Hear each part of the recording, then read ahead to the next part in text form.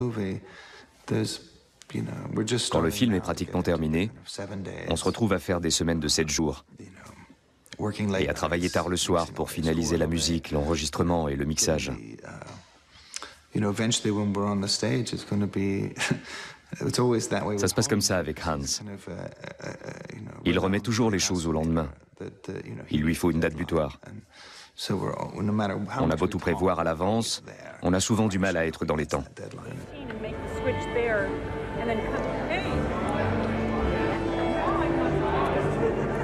My princess.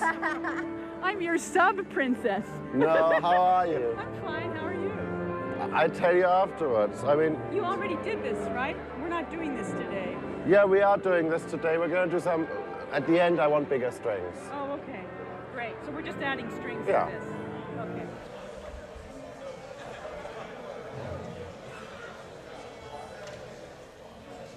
And for those of you who are deaf, I will sign this introduction.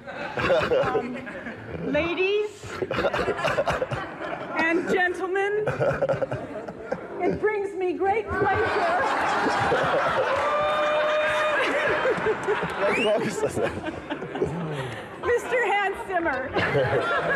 Morning. Shirley? Yeah, nuts. Thank God. Yeah, right. Now, be serious. Quand arrive l'enregistrement avec l'orchestre, je suis épuisé et j'ai 1000 soucis en tête.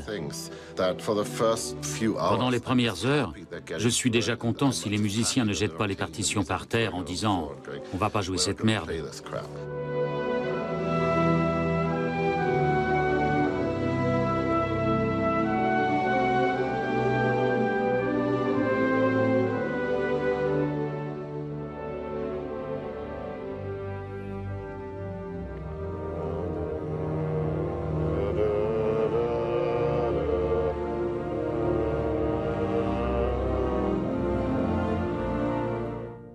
Everybody play their notes a little shorter, basically, a little more perky. You know, and the brass can play just a little quieter, please. And that da da ba da should sound a bit more. At the end? Yeah, a bit more Gustav Mahler. Yes. Quand on est face à l'orchestre, le rendu est fantastique. On voit le visage des musiciens, leur passion.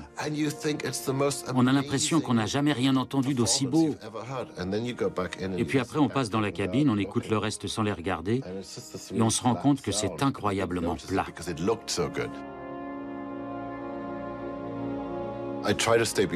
J'essaie donc de rester dans la cabine, et je visionne le film pendant que l'orchestre joue, pour voir si ça fonctionne.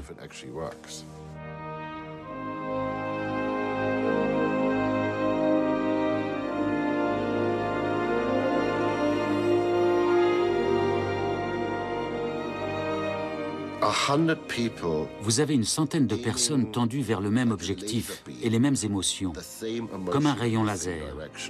C'est très fort.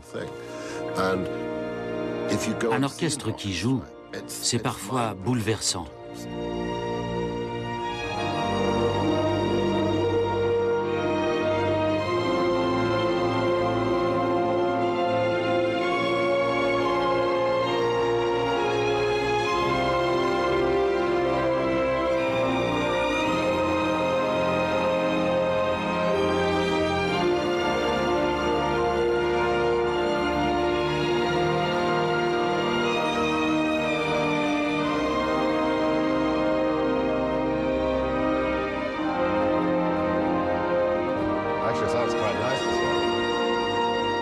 I'm actually gaining some faith back in this score.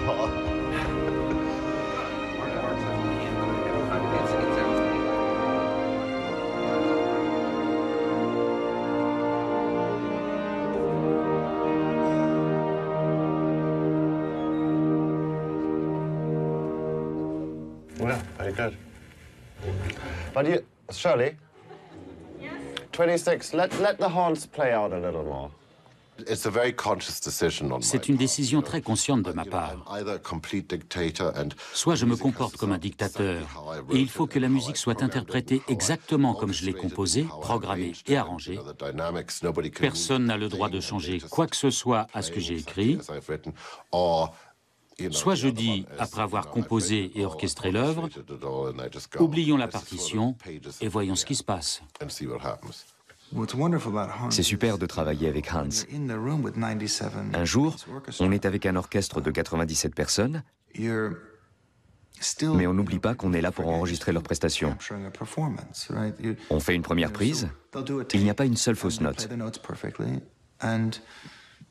Pourtant, on se regarde et on se dit, il manque quelque chose. Mais quoi? En fait, il manque du rhum. Alors on va en acheter 6 bouteilles, on en verse un verre à chacun et on refait une prise. Hans n'hésite pas à leur dire « C'était bien, mais maintenant libérez-vous des notes ». Et soudain la musique est différente. Ce sont les mêmes notes, mais il y a l'atmosphère en plus. On sent le bateau, le mal de mer, le vomi, le rhum. Parce qu'il joue tout ça.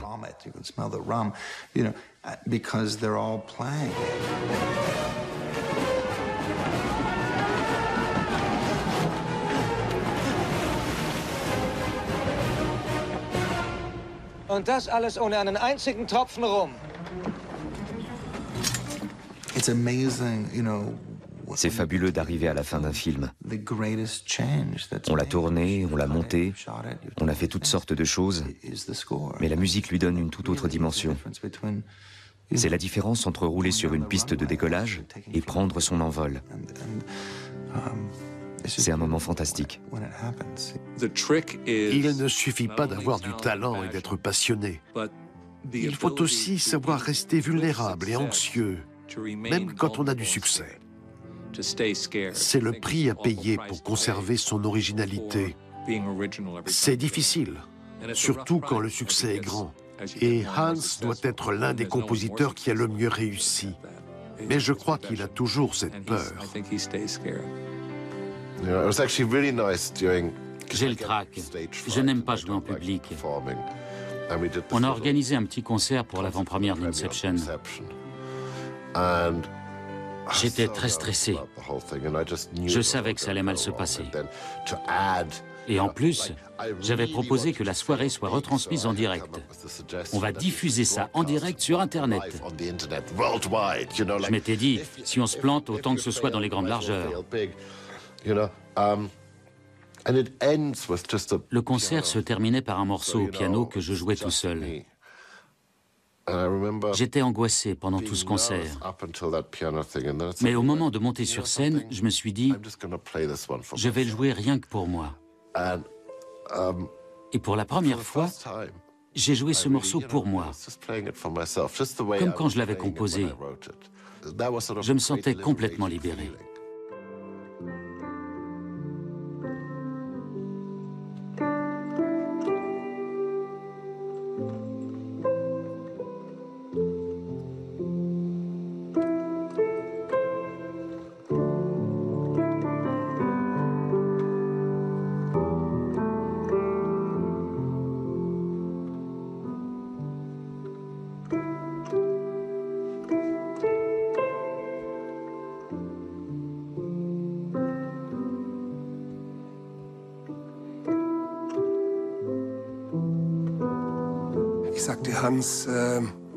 J'ai demandé à Hans comment on allait faire, combien il souhaitait qu'on le paie.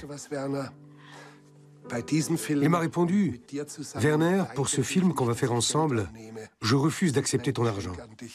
Je te fais ce cadeau. » Et puis il y a eu un incident bizarre autour du contrat. Dans le contrat, il était écrit que les droits étaient cédés in perpetuity, c'est-à-dire pour une durée sans fin, pour l'éternité.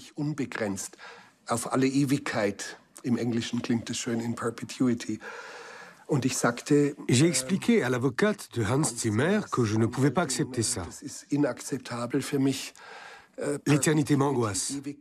Je préférais qu'on écrive Pour l'éternité, moins un jour. Perpetuity minus one day.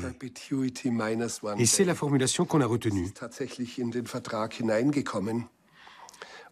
Le jour de la signature, Hans Zimmer parcourait le contrat et il est tombé sur cette expression, Perpetuity minus one day.